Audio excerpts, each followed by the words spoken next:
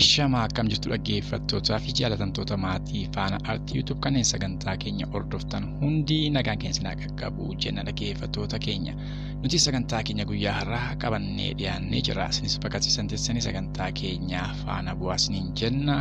Kanneen faana artii YouTube fi maatii hin ta'in ammoo faana artii YouTube subscribe akkasumas share like karaa yaada keessan ammoo karaa koomentiidhaan nuuf qooduudhaan maatii faana artii ta'aa isiniin jenna dhaggeeffattoota keenya. Amma gara sagantaa keenyaatti isin dabarsaa turtii gaarii nu waliin qabaadha.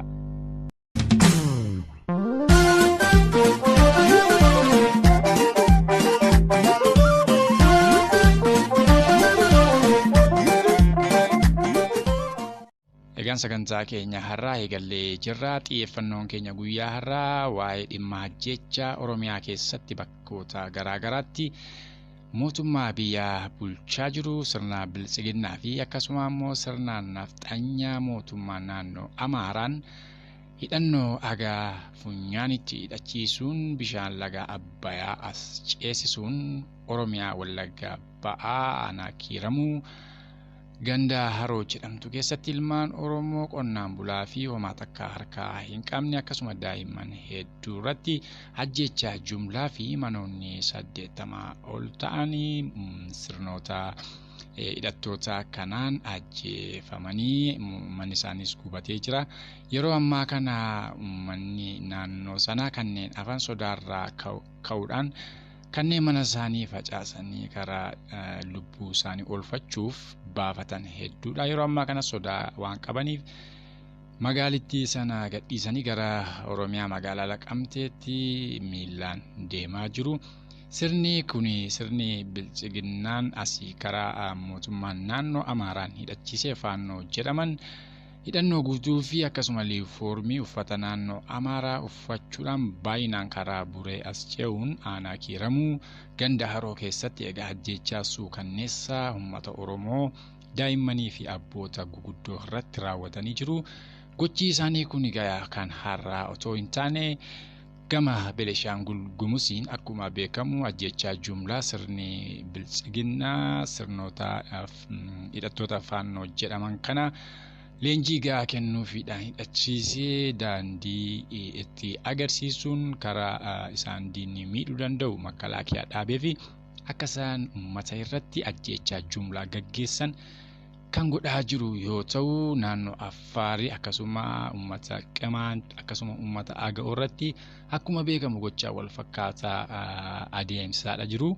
Akkuma beekamu torbannoota tokko dura magaalaa Gondor keessatti uummata Qimaantii jala daa'imman hatuuni akkasuma immoo shamarran isaanii jala fuudhuudhaan gara bosonaa geessuun maallaqa guddaa erga gaafatanii booda daa'imman isaa ta'u nama kamiinuu rasaasaan tumanii ajjeesanii reeffa bineensa nyaachisaa akka jiranii odeeffannoon guyyaa guyyaa achirraa bahu. Akkasuma sirni kun uummata Qimaantiin lafarraa dhabamsiisuuf kan inni hojjechaa ture yeroo dheeraa fi haa ta'uti hamma carraa argate kanatti dhimma bahuudhaan erga Asaamminos Iggee humna waraanaa faannoo jedhaman kana karaa mootummaa keessaa caasaa mootummaa keessaan leenjii ga'aa fi meeshaalee gurguddoo hidhachiisee gara mootummaa naannoo Benishaangulitti bobbaasee guyyaa tokkotti uummati 200-3 ol ajjeefamaa akka turanii fi akka jiran hunda keenya jalaa dhokataa miti. Yeroo ammaa kana egaa gara Oromiyaatti fuula isaanii deeffatanii jiru. Egaa mootummaan naannoo Oromiyaas ta'ee poolisoonni naannoo Oromiyaa maqaadhaaf malee uummata akka godhuus hin danda'an isaaniyyuu warra isaaniin deeggaree uummata Oromoo irratti akka jabaa gaggeessuudha.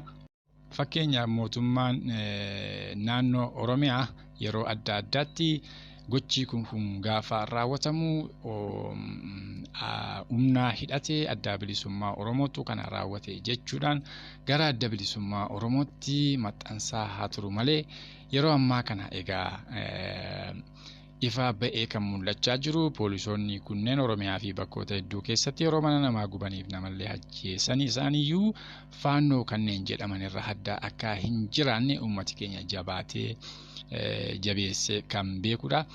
Egaa poolisiin Oromiyaa kan jedhamu faannoo afaan Oromoo beektu yookiin immoo poolisa faannoo afaan Oromoo beektu ka faannoo Oromiyaa jechuutu irra namatti salphata malee faannoon ka sila poolisni Oromiyaa yeroo daa'imaaf dargaggoon isaanii dhumuu dirqama biyya sana eeguu mata sana eeguu waan qabuuf yeroo daangaa ce'anitti namoota kana dhaabsisuu ture isaaniyyuu egaa mootummaa Abiy Ahmed biltsiginnaan karoorfamanii waan deemaa jiraniif uummata Oromoo dadhabsiisuu uummata Oromoo abdii murachiisuu fi akka inni of duuba deebi'u gochuudhaaf gochi ammaa godhamaa jiru. Egaa mootummaan ammaa aangoo isaa dheereffachuu fi tattaaffii guddaa godhaa ture gaaga'ama guddaa siyaasaa biyyattii qaqqabsiisee rifannaa guddaa keessa akka jiru hundi keenya kan beeknudha.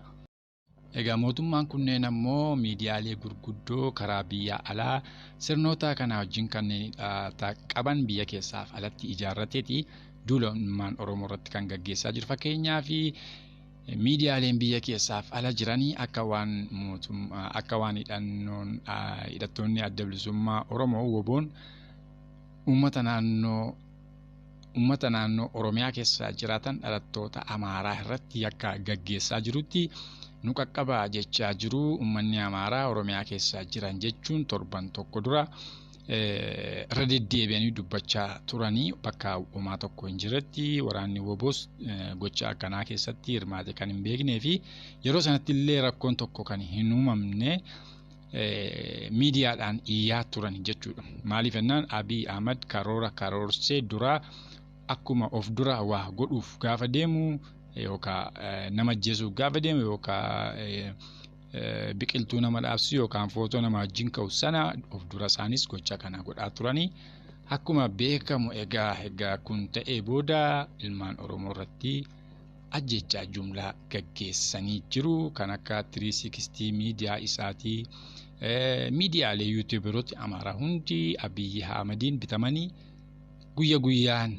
sirna biltsiginnaa sana aangoo irratti tiksuuf ummati Oromoo dadhabsiisuu ejjennoo jedhu qabatanii guyya guyyaan irratti hojjechaa jiru.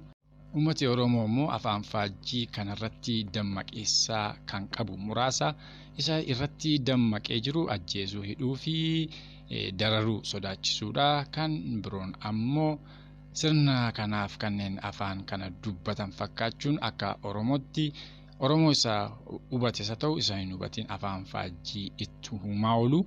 Kun egaa karoora Abiy Ahmed tokko jedhee haga dhumaatti karoorfatee lafa kaa'ee jirudha.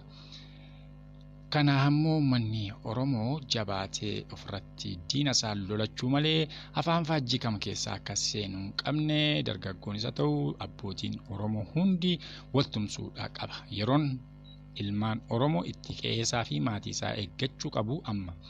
Harka qullaa ta'e ilmaan Oromoo barabaraan imimmaan ofii xuruurfachaa jiraachuun gaarii miti. Oromoo fabaa'oon firan qabanii ahee firan qabanii kanaafuu faamsanii. Poolisiin Oromiyaa jedhamu ilmaan Oromoo kamiif yeroo ammaatti faannoo afaan Oromoo dubbattu yookaan ammoo faannoo Oromiyaati. Nama isin ajjeesuuf yeroo isiniif qabee jirudha poolisii Oromiyaa jechuun diinni guddaa ilmaan Oromoo ba'aaf gala dhoowwee akka hargee sirna halagaa irratti deebisuuf abbaa hargee dhaansisuu poolisii Oromiyaa fi sirna biltsiginnaa Oromiyaati. Uummanni Oromoo diina isaa lagacee dhufuu osoo hin taane isa obbira jiru isarra jiru irratti dammaquudha qaba. Jennoodhaan ilmaan Oromooti jedhee isaanis Oromoodha jedhee sikendii tokko bakka kennuufidha hin qabu. Waraanni bilisummaa Oromoo tarkaanfii inni godhu ba'aaf gala diinaa eeganii waraana ofiif dabarsanii kennu akkasuma ammoo haga dandeettii ofii qabsoo ofiif tumsa godhu furmaanni ilmaan Oromoo ittiin fayyuu danda'u sana qofa. Daandii ilmaan Oromoo itti boo'ichaa fi bara baraan gaddaa kana keessaa ba'uu danda'u haqa ofii kadhabee afaan qawween gadi jedhee cabee rukutamee du'ee dhiigaaf lubbuu itti cabseeti sanaan malee namni kadhaa namaa kennu hin jiru. Ilmaan Oromoo mootummaa naannoo Oromiyaa biltsiginnaa jedhamu kana ka miidiyaadhaan afaan nu gossaa oolu kana ofirraa dhiisee tarkaanfii isaaf ejjennoo isaa akkasuma ammoo qophaa'inaa waan dhufuu fi of qopheessee taa'u qaba. Ilmaan Oromoo yeroo hundaa akka garaa isaa laafaa ta'e waan hundaasa facaaseeti ta'a. Ormi garuu si keessa taa'ee afaan kee dubbatee si fakkaatee Oromummaa si caalaa himateeti kan si ajjeesaa jiru. Kun dammaqiinsa guddaa ilmaan Oromoo gaafata. Akka Oromoottis gadi ba'ee iyyee ati Oromoo miti maqaa sirraa mulqus inniyyuu faannoo Oromiyaa jedhaman isaan. Kanaaf ilmaan Oromoo dammaqi. Yeroo hundaa dammaqi. Abiddi si marsee jira. Ilmaan Oromoo dammaqii qe'ee kee ilmaan kee baha gala diina hordofi. Kanarraa fi ilmaan Oromoo akka sabaatti balleeffamuuf karoora keessa seentee jirtu. Kanaaf ofirratti dammaqii jenna. Oromoo fabaa'oon firan qabanii ahee firan qabanii ahee firan qabanii kanaaf kaamsanii. Haa ta'uutii kun immoo dhaamsi poolisii Oromiyaa kan jedhaman.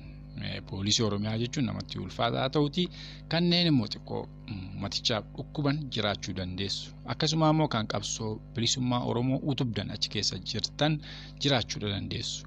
Gochi sirni biltsiginnaa kun guyyaa guyyaan uummata Oromoo irratti raawwatu carraa argattanitti fayyadamaatii viidiyoonis haa ta'u karaa waan hundaan baasuu yaala haqi uummata keessanii qabuun uummata ofii qabsaa'uun kanarraati kahee galu. Haa ta'uutii kanneen ganda bulchaniif akkasuma naannoo biraa bulchaa jiran dhimma kana of ilaaluu qabu. Inni Oromummaa isaa haqa isaa Oromoo ta'uu rakkoo Oromoo irra jiru hubatee sodaaf jecha mataa gadi qabatee achi keessa jiru amma of ilaalee achi keessaatii furmaata tokko barbaaddachuudha qaba. Fakkeenyaaf hooggantoonni Makalaakiyaa gubbarraa kaasee aga jalaatti akkasuma poolisiin Oromiyaa gubbarraa kaasee aga jalaatti humni addaa Oromiyaa gubbarraa aga jalaatti ristii Amaaraa deebisuuf jecha gara naannoo Tigraayitti kumaatamaan lubbuu isaanii kafalaa jiru. Ummati abshaallee yookaan immoo sirni nafxanyaa garuu achi uummata Oromoo ajjeesisa lafa isaa ittiin deessifachaa akka garbaatti itti gargaaramaati as deebi'ee ofii ammoo uummata isaa haadha achiitii ilmatu du'aaf inni as jala deebi'ee haadha ajjeesaati jira. Kun qaanii fi du'arraati kun lamaduu utuu lubbuun jiranii lamaduu ni jedhamu kana. Kanaaf poolisii Oromiyaa achi keessa jirtu waraana bilisummaa Oromootti waan qabduuf fudhadhuutii seenii kaseenuu barbaaddu. Mooraa diinaa barbadeessiitii wareegama kafaliiti maqaan kee bara baraan gootummaadhaan kaa'aa jiraatu. Sanarraa gara ofiidhaaf itti fufanii jiraatanii haadhaaf abbaa ofii ofirratti qalchiisuun bor itti nama gaafachiisa. Oromoo fabaa'oon firan qabanii ahee firan qabanii ahee firan qabanii kanaaf kaamsanii. Egaa Aluma kanaan kan wal qabatu ajjeechaa biraan hammuuf karaa sooshaal miidiyaadhaa akkuma viidiyoo isaa ummati wal harkaa fuudhee hiraa jiru gara kibba lixa Oromiyaa naannoo Booranaatti ammoo dargaggoota lama poolisii Oromiyaa yookaan ammoo faannoo Oromiyaa kanneen jedhaman dargaggoota nagaa kana miila qullaa gara fuudhanii daandiirra deemsisaa turanii bakka tokko ga'anii. Baay'inni isaanii 11 ta'u poolisoonni humni addaa Oromiyaa kun kan afaan Oromoo dubbatan faannoon Oromiyaa akkasitti dargaggoo Oromoo kana lamaan jibleeffachiisanii badii tokko malee waan isaan balleessan illee tokko utuu hin gaafatin akkanatti mataa isaanii keessaa rasaasa 22 itti roobsaniiti ka ajjeesan. Rasaasa sana viidiyoo sanarraati dhaga'uu dandeessanii rasaasa 22 dargaggoota kana lamaatti itti roobsanii eegga isaan du'anii irraan na'anii rasaasa itti roobsaa turanii kun duguuggaa sanyii gaggeessuuf daandii irra akka bu'anii jiran kan namatti agarsiisu. Egaa namni utuu Oromoo ta'e Oromoon obboleessa ofii akkanatti jilbeenfachiisee waan gatii hin qabneef hin ajjeesu. Kanaaf jarri kun Oromoodha jettanii nama afaan Oromoo haasa'u hunda Oromoodha jedhanii gowwomuun yeroon isaa amma darbuu qabdi. Oromoo fabaa'oon qabanii ahee firaan qabanii ahee firaan qabanii kanaafuu kaamsanii. Ilmaan Oromoo gaa kanaa fi wal utubuudha qabaa. Ilmaan Oromoo qophii qe'ee ofii eeggachuu, of eeggachuu, lubbuu ofii eeggachuu godhachuudha qaba. Uummanni Oromoo bahaaf dhiyaa lixi hundi dammaqiinsa jabaa qabaachuu qaba. Akka sabaatti, akka Oromootti, Islaamas, Kiristaanas, Waaqeffataas, Pheenxees hunda maqaa Oromoo ka jedhu hunda dhabamsiisuuf sirni bilchiginnaa karoora waggaa 30 baafachaati jira. Waggaa 10 bira darbameera gara aangootti dhufame. Karoora waggaa 30 baafachaati jiru. Karaa paasteroota isaanii, karaa maal isaanii hunda lallabachaadha jiru. Waggaa 30 akka bituu qabu mootii 7ffaan kun. Kanaaf ilmaan Oromoo dammaqiinsa Oromoof Oromummaa akka dhuunfaatti lubbuu ofii oolfachuudhaaf yeroon itti Oromoon dammaqee waan qabu qopheeffatee mana ofii qe'ee ofii eeggatu amma yeroon. Kan kanarra darbee ilmaan Oromoo wal awwaaluu fi dhumarratti ammoo akka sabaatti dhabamuun dhufuuf deemti jechuudha. Kanaaf ilmaan Oromoo dammaqiinsa yeroo ammaa kana qabsoo hidhannoo uummanni kee dargaggeessi kee qeerroon ba'ee alatti beelee dheebotaa jiru kana akka waan dhimma isiniif hin goonetti ilaalu hafee aga danda'ametti qaama ofiin itti hirmaachuu danda'uudha qaba. Furmaanni kana malee hin jiru. Gaafa Oromoon akkanatti jabaatee humnate akkuma beeknu Oromoon. Kanaaf Oromoon inni sibiraa rafee siraffisuu barbaadu inni faannoo Oromiyaati. Isaan warra faannoo Oromiyaa jedhan qeerroo miti. Qeerroon hidhatee waraana bilisummaa Oromooti. Kanaaf ilmaan Oromoo dammaqii waleegi rafin inni sibiraa rafuu waan abdate waan qabuuf Oromoon amma akka sareetti bakka argetti ajjeefamaadha jira. Kanaaf dammaqiinsa nu barbaada siniin jenna. Oromoo fabaa'oo firaan qabanii ahee firaan qabanii ahee firaan qabanii kanaafuu kaamsanii.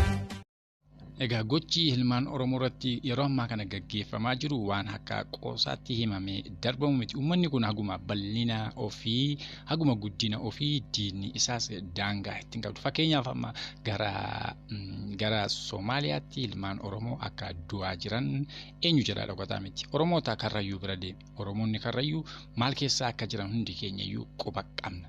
Haa ta'utti gara Oromoota Walloo deemi. Oromoonni Walloo balaa hamaa keessa seenaniiti jiru. Sirni bilchiginnaa kun daandii hunda Oromootti bobba'e. Karrayyuu lolaa jira, Walloo lolaa jira. Somaaleen garasiin ammoo Oromoota baha Oromiyaa man arfan qalloodha kan isaan lolutti jirtu. Karoota adda addaan amma kara Wallaggaa, Benishaangul keessaan sirni nafxanyaa fi yookaan ammoo faannoo kanneen jedhaman mootummaa Oromiyaa walii wal ta'uun uummata Oromoo dhabamsiisuu yookaan immoo akkuma Abiyyi karoorfatee ture waggaa 100 of duuba sin deebisa jedhe sana bakkaan ga'uuf waggaa 30 bulchuuf karoorfateeti jira. Egaa akkuma ilmaan Tigraay kana argitan rakkoo akkasiitu Oromoo mudachuuf deema. Uummanni Tigraay durbaaf dhalaa hundi kan gadi qawwee baatee yeroo ammaa kana kumaatamaan ajjeesee du'ee biyya isaa kabachiisee daangaa ormaa keessatti diina gadoochisaa jiru. Eenyummaa isaa sabummaa isaa balleessuuf jennaan Tigraay kanneen jedhaman hunda dhabamsiisuuf karoorfatame irratti dammaqaniiti. Oromoon garuu irratti dammaqee hin jiru. San malees harka guddaan kan Oromoo afaan qabee jiru mootummaan naannoo Oromiyaa, poolisiin naannoo Oromiyaa yookaan faannoon naannoo Oromiyaa kanneen afaan Oromoof dubbatanii Oromoo ajjeesaa jiran kunneen qabsoo guddaa kan naannoo Tigraayitti gaggeeffamaa jiru harka 10 ol jabaatee ilmaan Oromoo barbaachisa. Ilmaan Oromoo yoo wal ta'ee jabaatee shira diinaa kana gadi fageenyaa ilaalee irratti dammaqee waan hunda akkuma bal'ina isaa guddina isaattis dafee humna guddaadhaanis waa ofirraa darbuuf carraa guddaa qaba. Garuu ilmaan Oromoo amma afaan faajjii hamaa fi ka irribee isa qabsiisu keessee jira. Dammaquudha qaba ilmaan Oromoo. Oromoo fabaa'oon firan qabanii ahee firan qabanii ahee firan qabanii kanaafuu kaamsanii. Egaa akkuma beekamu sirni nafxanyaa kun karaa miidiyaa isaanii amma Oromoo tokko Amaarri tokko yoo du'e Oromoo 100 du'a Oromoo 1000 du'a jechuutti jiranii. Amaara tokko yoo du'e Beeleshaangul 100 yookaan 1000 du'a jechuutti jiranii. Agaa miidiyaa biyyattii guddaa irratti himamaa jirutti kan agaa waan eeggatu tokkoon qabu ilmaan Oromoodha. Kanaaf ilmaan Oromoo ammoo abaluun ajjeesaa saba akkasiin fixa jedhee waan dubbataa jiru hin qabu. Kaisa xiqqeessuu fi isa fixuu barbaadu. Garuu Oromoon qe'ee ofii irratti eegeetii deebii guddaa kennuufiidha qaba. Kun ammoo haqa Rabbii namaa kenneedhas akkasuma ammoo haqa uumamaan ofii qabduudha. Addunyaan siif dhaga'uu danda'udha. Sirni kun akkuma beekamu sirna duguuggaa sanyii keessatti himata guddaa koortii addunyaatti yakkamee jira. Mootummaa Itoophiyaa fi mootummaa Eertiraa dabalatee jechuudha. Haa ta'uutii ilmaan Oromoo akka haqa ofiif falmachaa jiru eenyu jala dhokataa miti. Qe'ee ofii irratti sidhaanuu fi gas jilbeenfachiisuu barbaadu garuu harka hin kennin jenna. Egaa sagantaa keenya har'aa asuma irratti golobna. Sagantaa keenya itti aanuunis walitti deebina. Isinis xumura sagantaa keenyaatti nagaan nuuf turaa isiniin jenna. Horaa bulaa deebina. Oromoo fabaa'oon firan qabanii ahee firan qabanii ahee firan qabanii kanaafuu kaamsanii. Oromoo fabaa'oon firan qabanii ahee firan qabanii ahee firan qabanii kanaafuu kaamsanii. Waan qabnu maraan jila dhaabbannaa irrti karooran akka waliin fabaa'u Oromoo tiksee hundeen jabeessa karoo ijasa. Fabaa'u aluuta tiksee hundeen jabeessa karoo ijasa.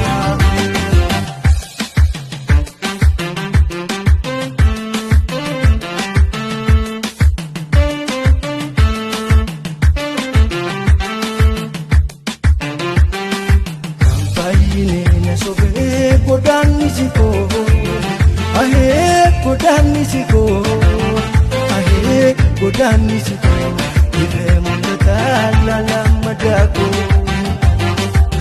fayyine na sobee godaannisiko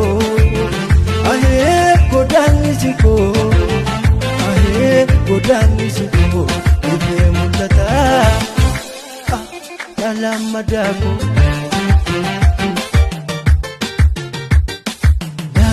Yaadannoo mudannoo badduu murtii gootummaa murannoo jabduu galfata guutaa kunuun sabummaa walaabummaa daaruu galfaa. Egaa dhaggeeffattoota keenya kanneen faana artiif maatii taatan hundi viidiyoo keenya akka Oromoo maraa qaqqabu waan feenuuf isinis sheerii fi akkasuma laayik koomantii godhuu yaada keessan nuuf kennaa isiniif jenna. Kanneen faana artii YouTube fi maatii hin ta'in ammoo faana artii YouTubein subscribe gochuudhaan akkasuma bakka alarmii qabdu tuquudhaan sagantaa keenya guyyaa guyyaan nuti isiniif tamsaafnu akka isin bira ga'u godha isiniin jenna. Egaa yaadaa fi akkasuma qeeqa yoo qabaattanis nuuf qooda karaa iimeelii keenya faana artii youtube@gmail.com jechuudhaan yaada keessan nuuf barreessaa. Waan sirreessuu qabnu hunda ni sirreessina, yaadas ni fudhanna. Kanaaf ammoo sagantaa keenya hordofuuf ijoo guddaan waliif qoqqooduuf viidiyoo kana waliif hiruudha. Akkasuma ammoo yaada keenya irratti koomantii qabdan karaa chaatii yookaan ammoo karaa koomantii YouTubetiin nuuf kennuu dandeessu ni jenna. Horaa bulaa deebana, isin jaalanna.